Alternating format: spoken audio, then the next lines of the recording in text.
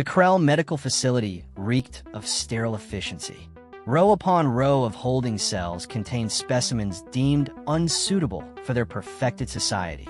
In cell 17, a young Krell huddled in the corner, his bioluminescent skin flickering weakly.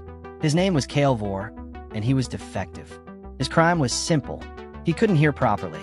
In a species where telepathic resonance formed the backbone of their civilization, deafness was catastrophic.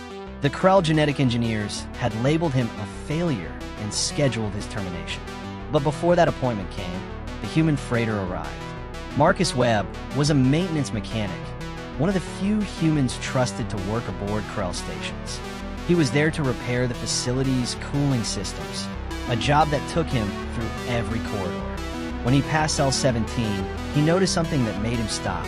The alien boy was crying, his body curled protectively around itself, chains binding his arms and legs to the cold floor. Marcus had seen a lot in his 30 years working across the galaxy, but something in that scene broke something in him. He continued his repairs, but his mind was elsewhere. That night, he returned to cell 17 with a data pad containing everything he could find about Kael'vor's case. The boy couldn't hear auditory language, but the records showed he could read and understand written symbols, something the Krell had deemed irrelevant. Marcus began leaving notes. Simple messages scrawled on paper he'd tear from his personal supplies. "You're not defective. I see you. There's more to life than what they told you."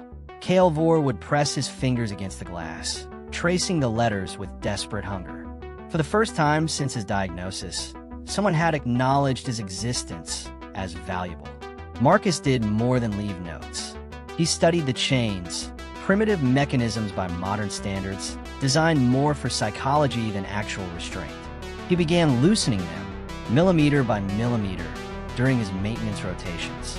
He learned Kael'vor's routine, the blind spots in the surveillance grid, the shift patterns of the guards. Then came the night of termination. Marcus moved through the facility like a ghost, his human heart pounding in his chest. He reached cell 17 with minutes to spare before the execution team arrived. His cutting torch made short work of the chains. "Come on, kid," he whispered, knowing the boy couldn't hear him, but hoping he'd understand the urgency. Kael'vor's eyes went wide. He understood. Marcus had already planted false data in the system. Records showing Kael'vor had been transferred, terminated, processed. The Krell efficiency meant no one would verify manually. They ran through the maintenance tunnels, and Marcus showed Kael'vor his cargo bay, his human freighter. Safety. As they lifted off, Kael'vor stared at his wrists where the chains had been, then at Marcus. The boy began writing frantically on the data pad. "Why? I'm defective. They said I was nothing." Marcus took the pad and wrote back. "Because where I come from, we don't measure people by what they can't do.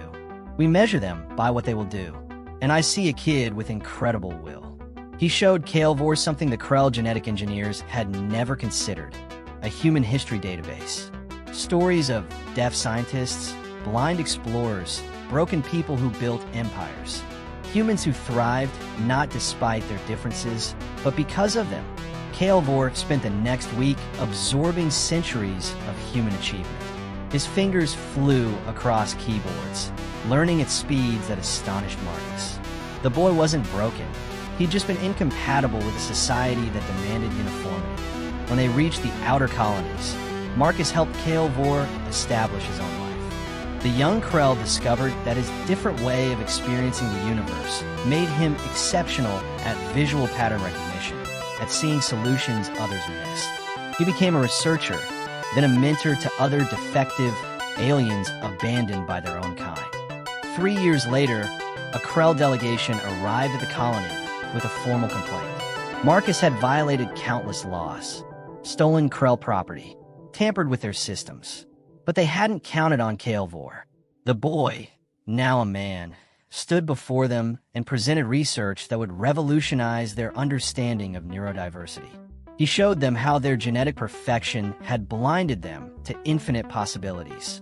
How one human mechanic had taught him that defectiveness was just their failure to understand.